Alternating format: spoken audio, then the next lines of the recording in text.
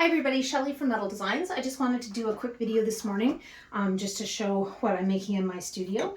A friend of mine is doing a fundraiser, and so I'm making her some paw print rings. And I thought, I should do a little video because I've got helpers that can hold the camera today.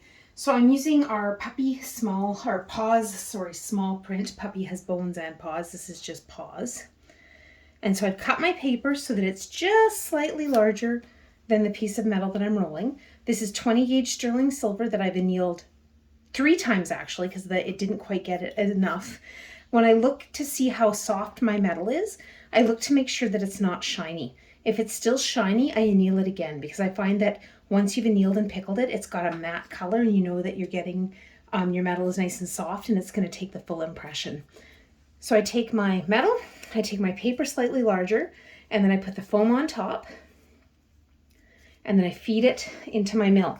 Now to make sure that I've got the mill set tight enough, I make sure that the silver can just push through, or you can actually tighten it right down onto the silver. And then I do about another quarter turn on the top to tighten it down just a little bit more.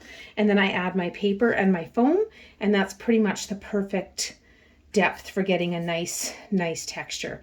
And then it does take force. When you're forcing this mill, you're basically squishing the paper into the metal. So you need enough, it shouldn't be super easy. And I've seen people get upset because they buy a mill, they get it home, and then they find that it's too much torque and that they can't do it and that it's hard on their arms. But it does take some force.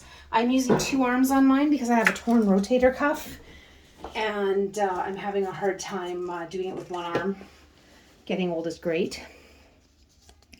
But there is my perfect little paws. They are nice and deep.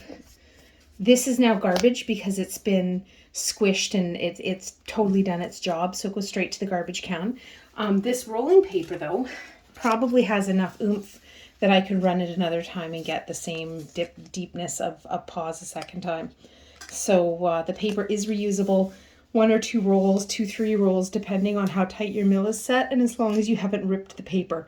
You see mine's been tight enough that I actually kind of changed the shape of the paper, but the print is still there, so I could lay it on and get another roll out of it. I find that 35 cents a square inch, though, is so cheap that I just grab fresh paper, fresh metal. I get a perfect roll every time. So there's our laser paper, easy peasy.